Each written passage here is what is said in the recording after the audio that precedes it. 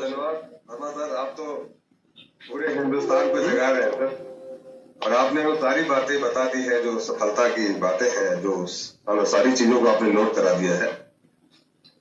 बस आज मैं थोड़ी बात करूंगा अपने बारे में, 15 मिनट का समय है, फटाफट थोड़ी बात करेंगे।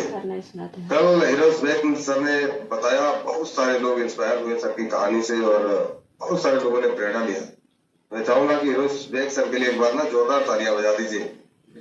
जब ऐसे लेवल से उठ करके सर यहाँ तक पहुंच सकते हैं तो फिर बाकी चीज मुझे याद आती है जब मुझे उस समय बताया जाता था कि 2 तरह के लोग, या तो जिसके पास नीड है, जरूरत है, भूख है, या तो जिसके पास बहुत कुछ है, जो शौक है, जिसको कुछ बड़ा करने का, स्टेज पकड़ने का, पिन लेने का, टारगेट अचीव करने का, बड़े बड़े जगहों पे जाने का, तो ऐसे लोग सफल होते हैं। 2 तरह के लोग सफल होते हैं। बाकी तीसरे तरह के लोग होते हैं, उनके बारे में बात नहीं करेंगे। सबसे पहले आप सभी लोगों को, जो हमारे 1000 साथी बैठे हैं, सभी लोगों को मैं प्रणाम करता हूँ। नमस्कार, जय आर सिंह। मेरा नाम संजय सिंह है, मैं आपके बनारस से बिलोंग करता हूँ। अभी मैं गांव में रहा करता था, लेकिन अभी मैं आपके बनारस शहर में ही रहता हूँ और 1 अक्टूबर को मैं शिफ्ट हुआ था बनारस शहर में। इस ध्येय से शिफ्ट हुआ था कि यहाँ पे आएंगे और किराए के मकान में रहेंगे। तो यहाँ पे 15,000 का किराया हुआ करता था टोटल मेंटेनेंस से लेकर के। लेकिन जब 1 महीना में रहा तो मुझे लगा कि अब मुझे इसको खरीद लेना चाहिए, और आज की डेट में मैंने 65 लाख का जो फ्लैट है इसको मैं खरीद लिया और मैं आज अपने फ्लैट में रहता हूँ ड्यू टू आरसीएम। अपने फ्लैट में रहते हैं। मेरा सफर का शुरुआत में थोड़ा सा, अपने सर ने बोला है कि थोड़ी सी बात अपने पर्सनल कैरियर के बारे में। तो मैं एक खेती परिवार से हूँ और खेती का दौर मैंने देखा। उस दौरान मैंने पढ़ाई किया, लेकिन उस दौर में बड़ा अभाव था। अभाव इसका नहीं था, धन दौलत का नहीं था, अभाव था एजुकेशन का। हमारे घर में एजुकेशन का बहुत अभाव था। कोई एजुकेट नहीं था, सब खेती गृहस्थी करते थे। खेती तो मतलब पैदा खूब होता था, पैसे भी आते थे, लेकिन खर्चा कैसे किया जाए, जिया कैसे जाए, ये सब चीजें पता नहीं था। और हमारे गांव में मैक्सिमम लोग जॉब वाले थे, और मुझे बस एक चीज समझ में आई कि मुझे भी जॉब करना है। और जॉब कौन सा करना है? मेरे पास 3 कॉल लेटर आए। 1993 की बात है। एयरफोर्स का भी सिलेक्शन का कॉल लेटर आया, आर्मी का भी आया, और मेरे पास जो बीटीसी होता है, बीटीसी जो टीचिंग जॉब के लिए, उस समय मेरिट पे हुआ करता था, तो उसमें 140% मेरा था, हाई स्कूल और इंटरमीडिएट मिला करके। लेकिन मैंने बाकी दोनों चीजों को मैंने अवॉइड किया। मैंने इंडियन आर्मी को ज्वाइन करने का डिसीजन लिया। जब इंडियन आर्मी को ज्वाइन किया तो उसमें मेरा एज लगभग 18.5 साल था, 18.5 ईयर्स, 18 साल, और मैंने 22 साल देश की सेवा करी, 22 ईयर्स। 2014 में मुझे आरसीएम का प्लान देखने का मौका मिला। जो मुझे प्लान दिखाने आते थे आरसीएम को लेकर के, तो आरसीएम का नाम मैंने सुना नहीं था। इससे पहले मैंने कोई नेटवर्क नहीं देखा था, न तो मैं जानता था कि ऐसी भी कोई चीज होती है। मुझे तो लगता था कि बाजार से सामान खरीदते हैं तो बेचने वाले अलग होते हैं, खरीदने वाले अलग होते हैं। कोई इस तरह का अनुभव नहीं था।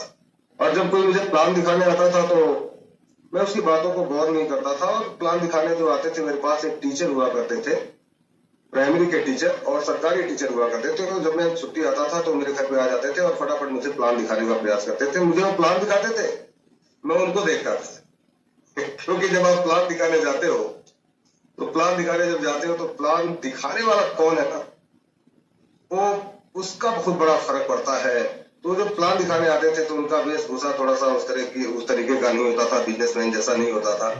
मैं उनको देखा करता था, और जब वो मेरे तरफ देखते थे तो मैं प्लान देखने लग जाता था। मतलब कहने का मतलब, मैं अनमने ढंग से चीजों को देखता था, प्लान को देखा करता था, अनमने ढंग से उस प्लान को देख रहा था। लेकिन एक बात की बात है, एक घटना अचानक घटी और मैंने 3, 4, 5 बार आने के बाद मैंने ज्वाइन कर दिया आरसीएम को। और ज्वाइन किया तो 85 रुपए की पहली इनकम मेरे पास आई। तो मैंने उनको फोन किया कि सर आप ही की कंपनी से 85 रुपए आया है क्या? तो उन्होंने कहा हाँ हमारी कंपनी से आया है। पहले लोगों को लगता है कंपनी तो आपका नहीं है, कंपनी तो किसी और का है। बोलते हैं ना आपकी कंपनी का सामान बड़ा अच्छा है, अगर कुछ होता है तो जब तक समझ में नहीं आता तब तक उसी की कंपनी होती है जो आपको ज्वाइन कराया होता है। तो उन्होंने बोला हाँ आया है। तो मैं उनसे पूछा कि आप मुझे बताइए कि और भी पैसा आ सकता है क्या? तो उन्होंने बोला हाँ पैसा आ सकता है, लेकिन मेरे को इसके बारे में नॉलेज नहीं है, जबकि वो आदमी सब जानते थे, सब मेरे को बता सकते थे, लेकिन उन्होंने थर्ड पार्टी अप्रोच का इस्तेमाल किया, तीसरे आदमी का इस्तेमाल किया। उन्होंने बोला कि बनारस में एक व्यक्ति है आदरणीय डी कुमार सर, वो लाखों रुपए कमाते हैं यहाँ से, आप उनके पास चलो तो हम मिलवा सकते हैं। तो मैं छुट्टी पे था, मैं बोला चलो मिलते हैं, और जा करके जब उनसे मिला तो उस समय जो इंडियन आर्मी से मेरी एक महीने की सैलरी थी वो 70,000 हुआ करती थी। और जब उस समय मैं डी कुमार सर का जो सेल देखा, आरसीएम से चेक देखा, तो 77,000 का चेक था। उन्होंने 77,000 मुझे चेक कराया, और जब 77,000 का चेक मैंने देखा तो मेरे दिमाग की बत्ती जल गई। मैंने बोला कि आप करते क्या हो, क्योंकि 70,000 कमाने के लिए मैं 6 महीना परिवार से दूर रहा करता था। इवन दैट जब मैं घर से छुट्टी जब मैं आता था तो बड़ी खुशी होती थी, और जब मैं वापस जाता था तो ऐसा लगता था कि कोई ऐसा काम मिल जाता वापस न जाना पड़ता, क्योंकि मदर फादर की बहुत याद आती थी, बीवी बच्चों की बड़ी याद आती थी, पड़ोसी की बड़ी याद आती थी, एक एक चीज की बहुत याद आती थी कि यार दूसरा दिमाग में चलता था कि जाएंगे तो दोबारा वापस घर लौट पाएंगे क्या, वापस आ पाएंगे घर, ऐसा होता था। कई दौर आए जिंदगी के अंदर, तो दोबारा देख पाएंगे अपने परिवार को। तो ऐसा लगता था कि पैसा कमाने के लिए क्या इतना बड़ा चीज, लेकिन वहां पे पैसा मायने नहीं रखता था, वहां देश की भावना मायने रखता था, जिसकी वजह से वहां पे काम किया करता था। कई बार मुझे लगा कि छोड़ के वापस चला जाऊं। मैं मदर को फोन करता था कि बड़ी याद आ रही है, मैं वापस घर आ जाता हूँ। तो माँ मेरी बोलती थी कि बेटा तुम आ तो जाओगे, लेकिन तुम्हारे ऊपर जिंदगी भर लोग यही बोलेंगे कि इसका बेटा अगोड़ा हो गया, इससे नौकरी नहीं हुआ, डरपोक आदमी है, भाग आया। और इस सामाजिक बंधन को निभाने के लिए मैंने 22 साल गुजार दिए, 22 ईयर्स। जब मैं छुट्टी आता था तो एक एक दिन की गिनती होती थी, और कब बीत जाता था पता नहीं लगता था। हमारी वाइफ, मदर, फादर सब लोग स्टेशन छोड़ने के लिए जाया करते थे, और मैं तो सबसे शक्तिशाली अपने आप को दिखाने का प्रयास करता था कि मेरे आंखों में आंसू नहीं होता था, लेकिन सभी लोगों के आंखों में आंसू होता था। और जब मैं ट्रेन में बैठ जाया करता था तो ट्रेन से मैं वहां तक उनको देखने का प्रयास करता था जहां तक लास्ट नजर मुझे आती थी कि यार जी भर के देख लो, पता नहीं वापस दोबारा मुलाकात होगी कि नहीं होगी। और इस देश से जब ट्रेन के अंदर बैठ जाया करते थे तो खूब रोते थे, अकेले लोग रोया करते थे। और इस तरीके से लगभग 22 साल, एक दो बार नहीं, 22 साल के दौरान लगभग 70 बार मैं घर आया होगा, और 70 बार मैं गया होगा। और कभी भी जाते समय खुश होके नहीं गया कि यार चलो बड़ा अच्छा है, एंजॉय करके चलते हैं और मजा आ रहा है। कभी मजा नहीं है।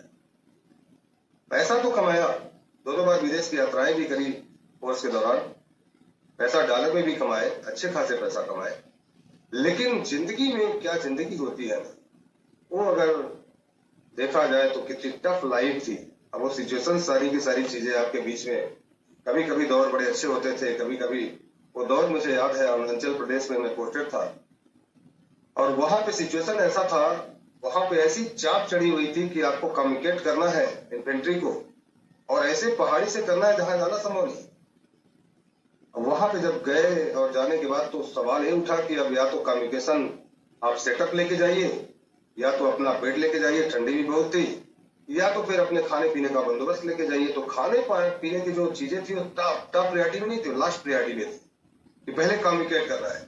और जब वहां गए तो हम लोगों के पास खाने के लिए मात्र हम लोग 6 आदमी थे, और 1+5, और वहां पे हमारे पास जो नूडल्स था, जो नूडल्स जिसको मैगी हम बोलते थे उस समय कैंटीन में आता था, तो 2 मैगी था।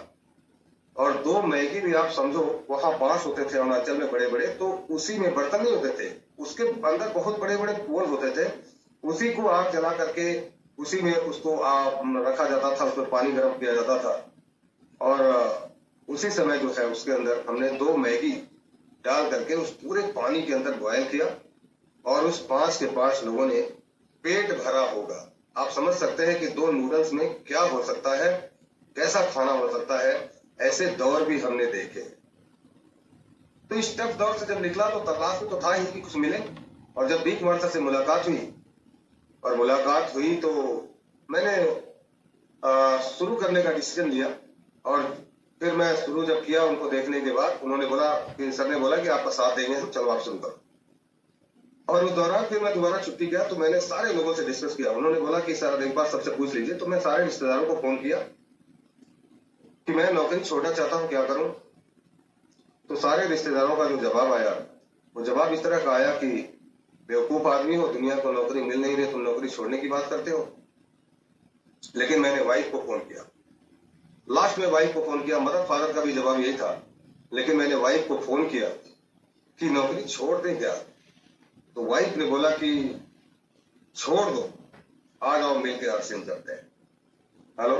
और मैंने नौकरी को उसी दिन देन एंड देयर, और उसके बाद डी कुमार सर को मैंने फोन किया तो सर ने बोला कि वीआरएस मिल जाएगा, प्रीमेच्योर डिस्चार्ज हो जाएगा। मैं बोला बिल्कुल हो जाएगा। उन्होंने बोला वीआरएस कर दो।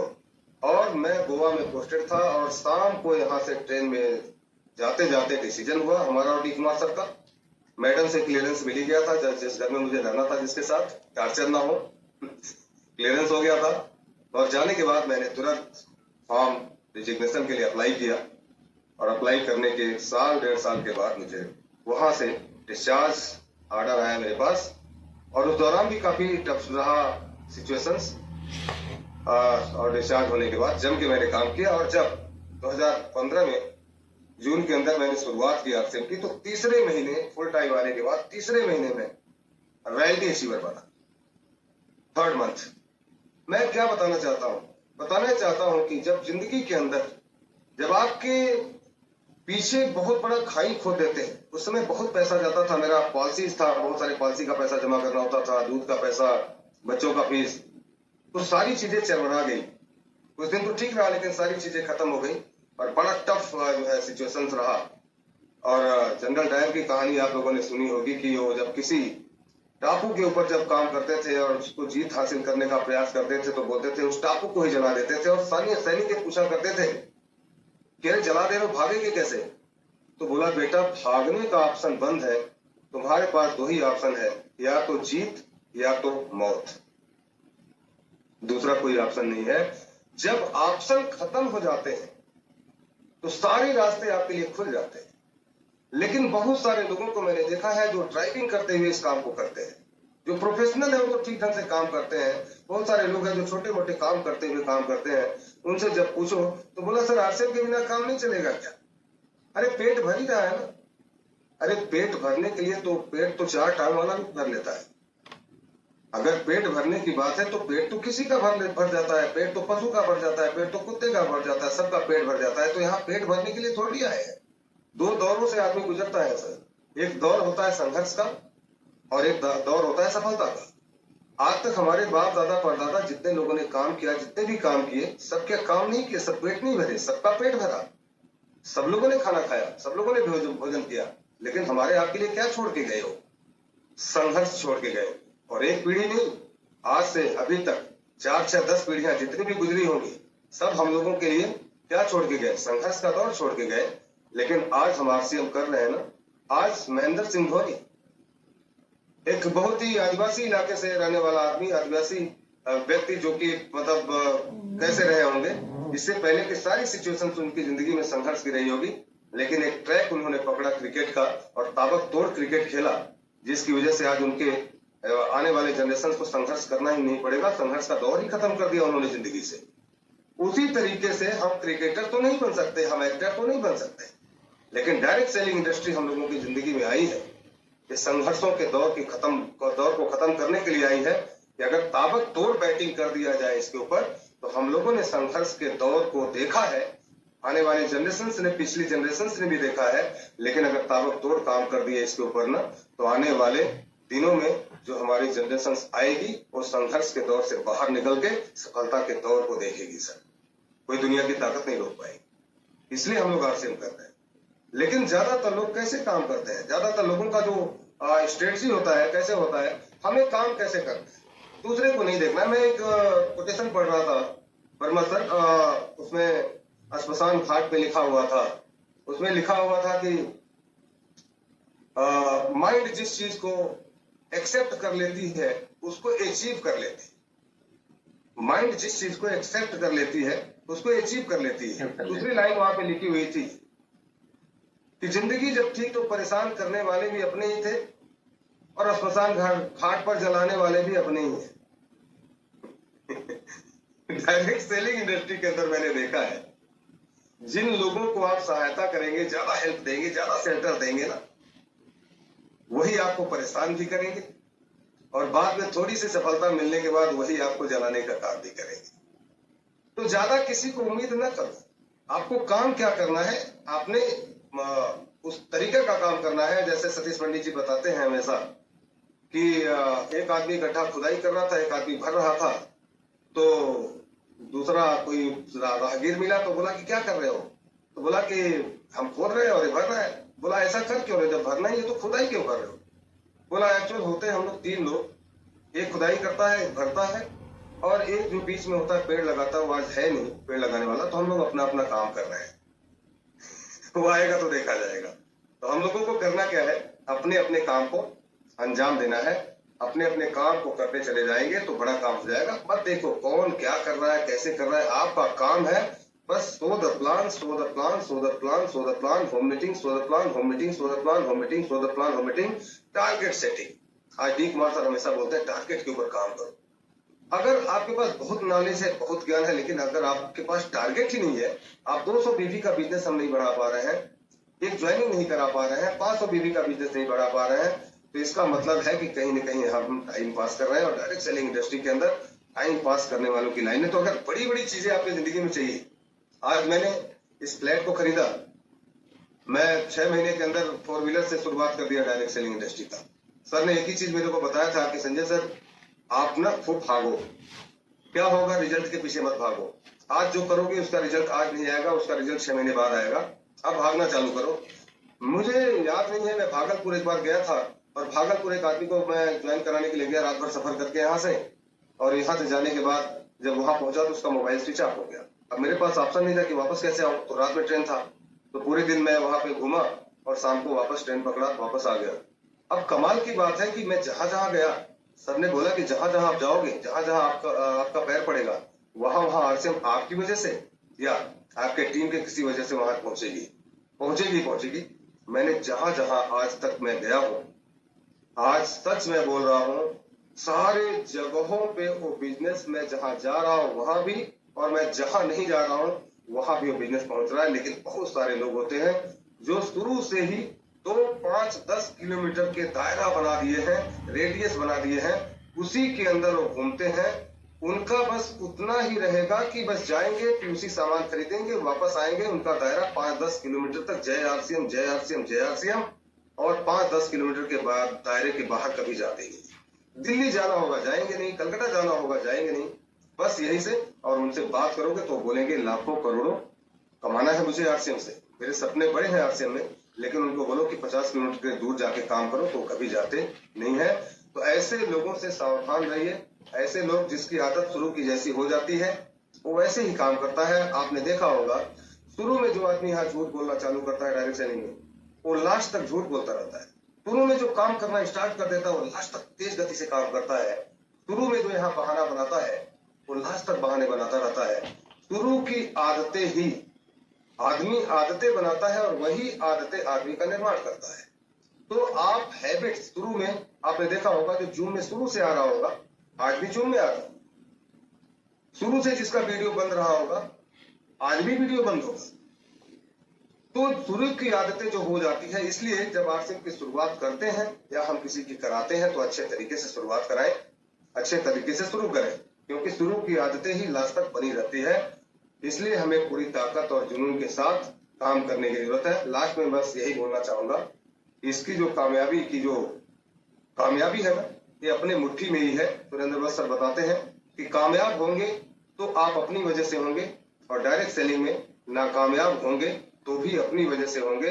आपकी वर्किंग स्ट्रेटजी, आपकी जो रणनीति है, आपके जो काम करने के तरीके हैं, वही आपको बताएंगे कि आप डायरेक्ट सेलिंग में कामयाब होने जा रहे हैं या नाकामयाब होने जा रहे हैं। अगर कोई बोलता है कि मेरे अपलाइन की वजह से मैं फेल हो गया, तो मैं आपको ये बताना चाहता हूं कि जब मैं नौकरी छोड़ के आया, जिस अपलाइन के बदौलत जो मुझे ज्वाइन कराए थे, उनको मैंने फोन किया था उस समय, और उनको फोन किया कि सर आ रहा हूं, और जम के आप साथ दीजिएगा, तो बोले हम साथ देंगे, जम के काम करेंगे, दोनों मिलकर सफल हो जाएंगे। और जैसे ही मैं नौकरी छोड़ के कदम रखा अपने घर पे और उनको फोन किया कि सर चलिए चलते हैं, काम करते हैं, उनका जवाब सुन के आप हैरान हो जाएंगे। उनका जवाब ऐसा था कि मुझे आरसीएम नहीं करना। आप बोलते हैं कि आपके अपलाइन साथ नहीं देते, मेरे अपलाइन ने बोला कि मुझे आरसीएम नहीं करना। मैंने डी कुमार सर को फोन किया, मैंने बोला कि ये तो बोल रहे हैं सर आरसीएम नहीं करना, तो मेरा आरसीएम होगा कैसे? तो उन्होंने बोला मैं हूं ना, वो नहीं करेंगे, चलो मैं करूंगा। मेरे पास दो ऑप्शन थे, या तो मैं उस दिन टूट जाता और मेरे अप्लाई नहीं कर रहे हैं, मैं भी आरसीएम छोड़ देता। मेरे अंदर एक जिद और जुनून आया, मेरे पास कोई रास्ता नहीं था, मुझे तो आरसीएम करना ही था। और मैंने ठान लिया था कि अब मैं आरसीएम करूंगा, अकेले दम पे करूंगा, डी कुमार सर का साथ लेके करूंगा। मैं बोला कि सर आप बस साथ देते रहो सर, बताते रहो रास्ता, मैं काम करता रहूंगा। और सर ने मुझे सहारा दिया, सर ने मुझे साथ दिया और मैं काम करता गया। और मैंने बोला उनको फोन करके कि मैं इतना बड़ा काम करूंगा कि आने वाले दिनों में आपके आंख से नहीं, आपके घुटनों से आपको न चलाया तो डाउन लाइन असली संजय सिंह नहीं। आप याद करना कि आने वाले समय में किसी डाउन लाइन को ज्वाइन कराया था। और आज वही आदमी, जिस तरीके से हमने दो गाड़ियां बदल दी, तीसरी गाड़ी लेने जा रहे हैं, लेकिन आज वो आदमी अभी भी बाइक पे चल रहा है और बाइक का मेडिगार्ड भी गायब है सर, मेरे अपलाइन का मेडिगार्ड तक नहीं है। आज मैं करोड़ों के फ्लैट पे रह रहा हूं, आज भी अभी उसका कच्चा घर है भाई साहब। जिस तरीके से हम लोग प्रोडक्ट लेके गाड़ी में घूमते हैं ना, अपने झोले में लेके घूमते हैं, अपने बैग में लेके घूमते हैं, उसी तरह से आज के डेट में वो कंपनी लेके घूमता है। उसके पास 200 रुपए की भी कंपनी होती है, उसके पास 2000 की भी कंपनी होती है उसके झोले के अंदर, और उसके अंदर उसके पास 5000 की भी कंपनी होती है। पहले वो 5000 से शुरू होता है कि ये कंपनी आई है, आपकी जिंदगी बदल देगी, आइए मेरे साथ जुड़ जाइए, कमाल हो जाएगा। और वो बोलता है 5000 नहीं है, तो बोलता 2000 वाला भी मेरे पास है। फिर बोलता 2000 नहीं है तो 200 रुपए वाला भी कंपनी मेरे पास है। अरे इस दुनिया में कंपनी कितना भी बदल दीजिए ना, कंपनी बदलने से जिंदगी नहीं बदलती। जिंदगी कंपनी, आपको जिंदगी बदलने के लिए एक कंपनी काफी है, जिंदगी बदलने के लिए खुद को बदलने की जरूरत है। जिस दिन हम अपने आप को बदल दिए, दृढ़ संकल्प कर लिए कि आरसीएम में झंडा फहराऊंगा, तो आरसीएम में झंडा आप फहरा देंगे सर। खुद की वजह से जीत होगी और खुद की वजह से हार होगी, बाकी सारे सिम्टम्स है। तो टाइम चूंकि हो चुका है, बहुत बहुत धन्यवाद सर।